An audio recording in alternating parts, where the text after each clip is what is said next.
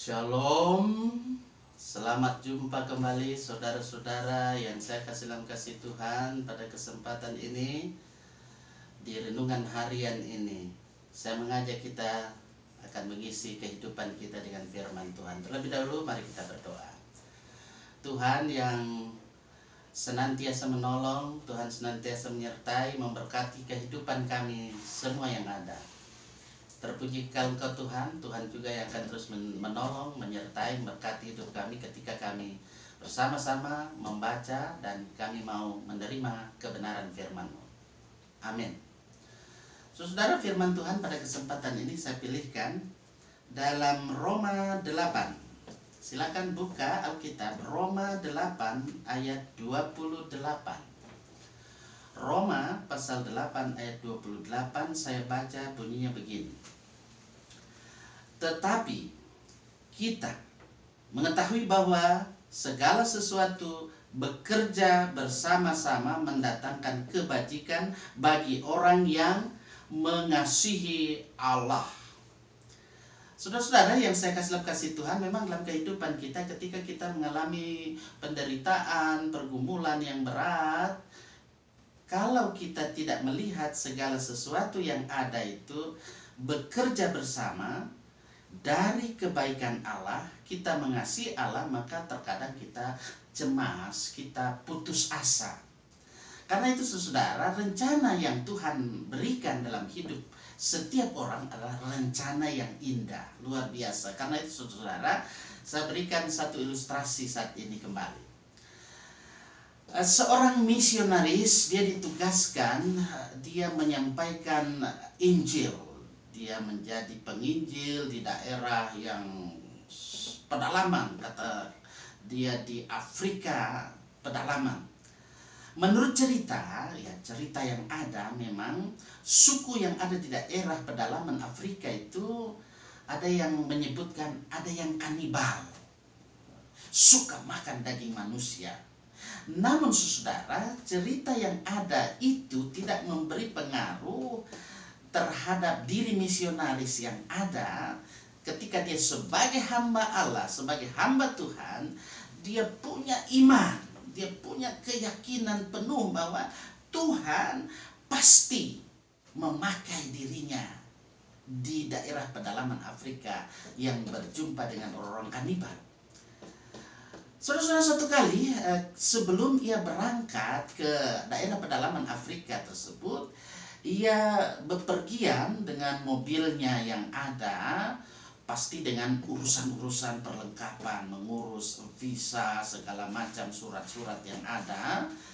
Ketika di tengah jalan saudara, terjadilah suatu kecelakaan lalu lintas yang mengakibatkan kakinya itu patah saudara, yang menjadikan dia harus berjalan, dia harus pakai kaki palsu saudara-saudara.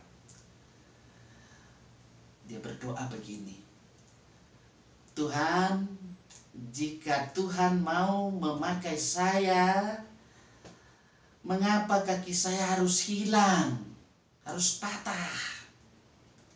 Itu dalam doa, keluhan yang disampaikan pada Tuhan oleh misionaris kepada Tuhan. Saudara, namun kehendak Tuhan telah terjadi.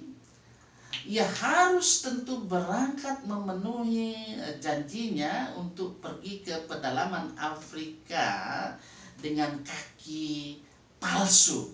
Saudara tahu itu kaki palsu terbuat dari apa ya? Sekalipun itu membuat dia sangat menyesal, tetapi misionaris itu tahu bahwa Tuhan mempunyai rencana yang indah bagi kehidupannya. Imannya luar biasa saudara-saudara. Dalam kehidupannya dia melihat ada rencana Tuhan yang indah. Sesampai di daerah pedalaman Afrika Selatan, yang Afrika yang ada di daerah pedalaman, orang-orang yang ada di sana adalah orang kanibal, ia mengadakan penginjilan. Tapi saudara, tiba-tiba datang kepala suku dan menangkapnya. Belum bikin apa-apa sudah ditangkap oleh kepala suku.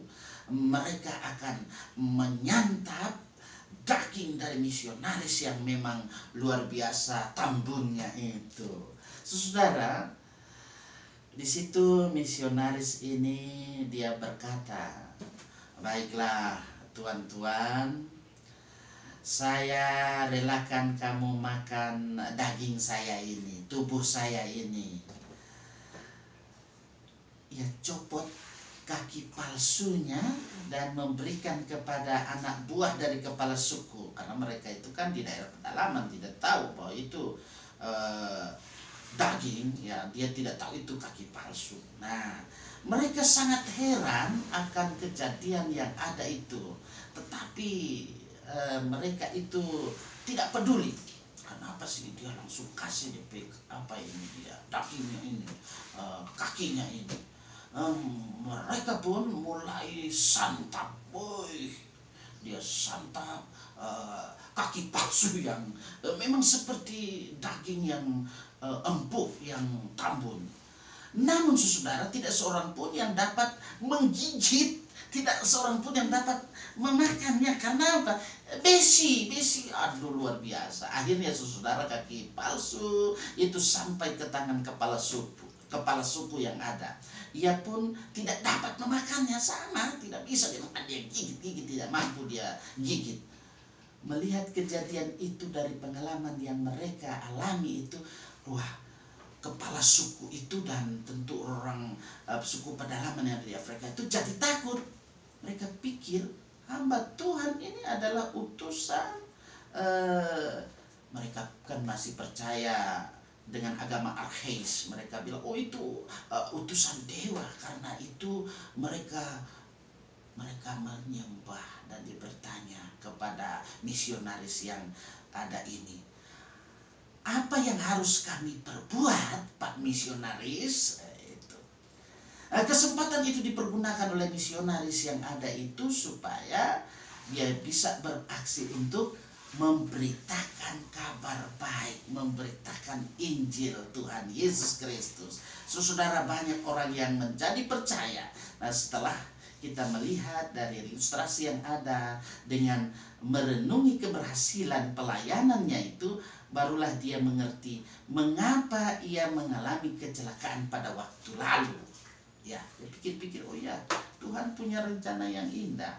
Kalau saya tidak mengalami kecelakaan, kaki saya tidak putus, ya, tidak diganti dengan kaki palsu, pasti habis saya dimakan. Seperti itu pikirannya. Saudara, banyak hal yang pahit memang terjadi dalam kehidupan kita ini.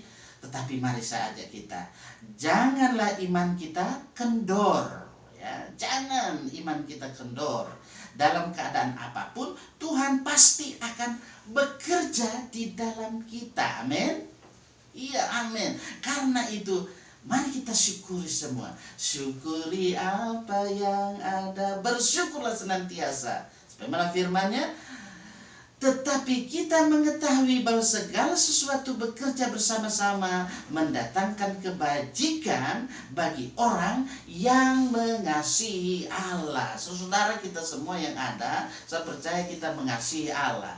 Ingat bahwa segala sesuatu yang ada dalam hidup ini, Tuhan punya rencana yang indah. Rencananya itu adalah rencana damai sejahtera. Amin.